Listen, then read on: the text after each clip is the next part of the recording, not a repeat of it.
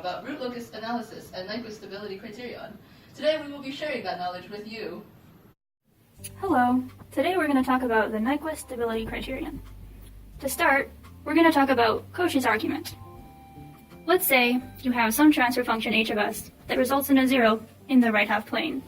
If you draw a circle clockwise around that point and map every point on that circle through h of s, you will end up with a contour that encircles the origin once in the clockwise direction. This means that 1, 0 results in one clockwise rotation about the origin. Now let's say that h of s results in having one pole in the right half plane. Again, drawing a clockwise circle around that pole and mapping every point on the circle through h of s results in a contour that encircles the origin once in the counterclockwise direction. So, having one pole means one counterclockwise rotation about the origin. Finally, let's consider a transfer function that has both a zero and a pole in the right half plane. Drawing our circle in the clockwise direction around these points and mapping them through h of s results in the contour that does not encircle the origin at all. So, one pole and 1, 0 cancel, and there's no rotation about the origin. With this information, we can make this formula.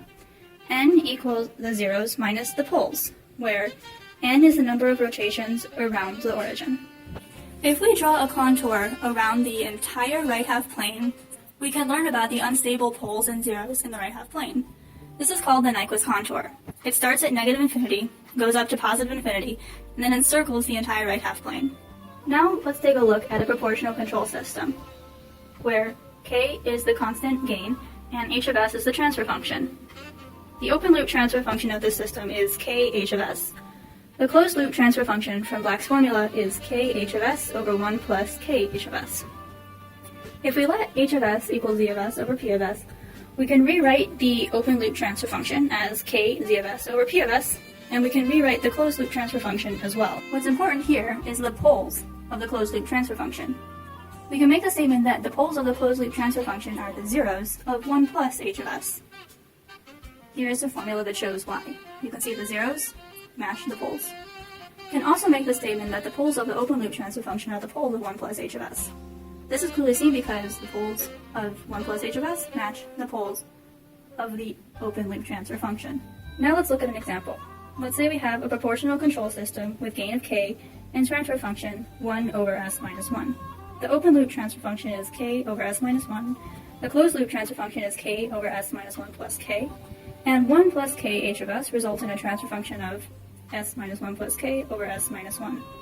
Since the closed loop transfer function is k over s minus 1 plus k, we know that the system will be stable when k is larger than 1. But what if we didn't know that, or we couldn't find that? That's when we use the Nyquist stability criterion. Let's examine the system when k equals 1/2. The open loop transfer function is 1/2 over s minus 1. This results in a pole 0 map, with one pole in the right half plane at 1. This is what the Nyquist contour of the open transfer function looks like.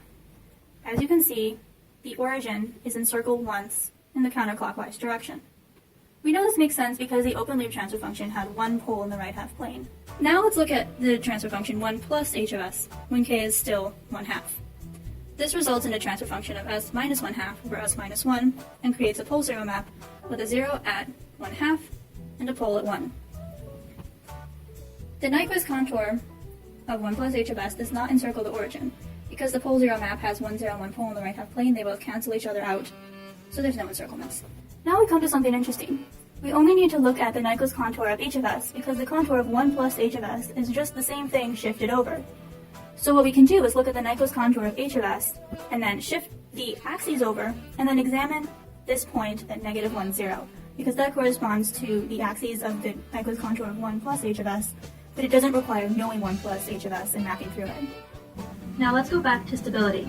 We have our equation, n equals the zeros of 1 plus h of s minus the poles of 1 plus h of s, or n equals z minus p.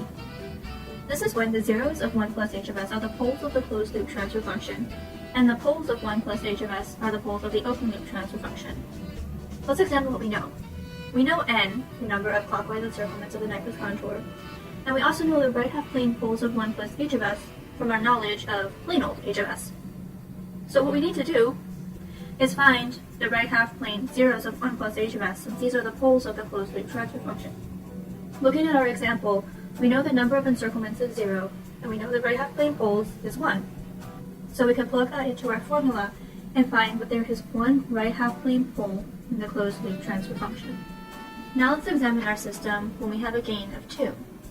When this is the case, the open loop transfer function equals 2 over s minus 1. The Nyquist contour of this transfer function is shown below in blue. It encircles the point -1 once in the counterclockwise direction. Using this information and our knowledge about the right half plane poles of the transfer function, we can plug our information into the formula n equals z minus p and find that there are no right half plane poles in the closed loop transfer function when there is a gain of 2. Also drawn on this contour is the Nyquist contour when there is gain of 1/2. With these two plots on one graph, it is easy to see that the Nyquist contour is simply scaled proportionally to the value of the gain, k. As the gain increases, the graph expands until it loops around the point -1, stabilizing the system. Thus, the Nyquist contour is a way to find the values of gain which stabilize this system. Thank you. Yay!